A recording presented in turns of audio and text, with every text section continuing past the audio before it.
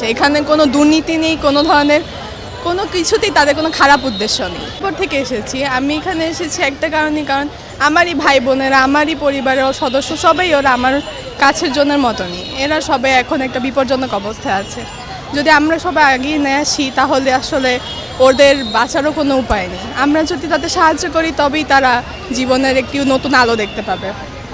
এই উদ্দেশ্যেই যে যেখান থেকে পারেন, যতটুক পারেন, সামান্য হোক বেশি হোক, এটার কোনো সমস্যা নেই। এখানে 100 টাকাও দান করা যায়, 10 টাকাও দান করা যায়, সব টাকা দিয়ে তাদের সাহায্য হবে, সব ত্রাণ দিয়ে তাদের সাহায্য হবে। আমি চাবো যে সবাই যেন এসে তাদেরকে একটু হলেও, সামান্য হলেও সাহায্য করে যায়, কারণ সবারই অনেক ভূমিকা থাকবে এখানে তাদের জীবন বাঁচানোর ক্ষেত্রে। এটাই আর কিছু আমার।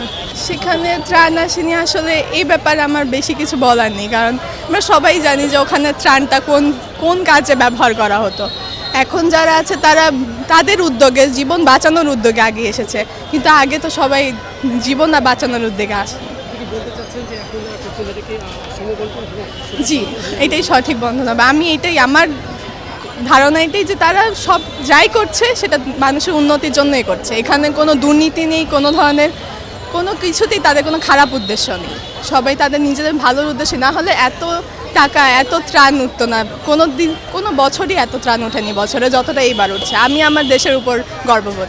এবার অনেকে, যাদের আমার নিজের আত্মীয়রা ওখানে আটকে আছে, তারাও বলছে যে এখানে আসলে তাদের এখন অনেক সাহায্য হচ্ছে। গত কোনোবারই এত সাহায্য তারা পায়নি যতবার এইবার পেয়েছে। ওদের ধারা, ওদের কথাবার্তা শুনলেও বোঝা যায় যে আসলে অনেক সাহায্য করছে। এটাই আর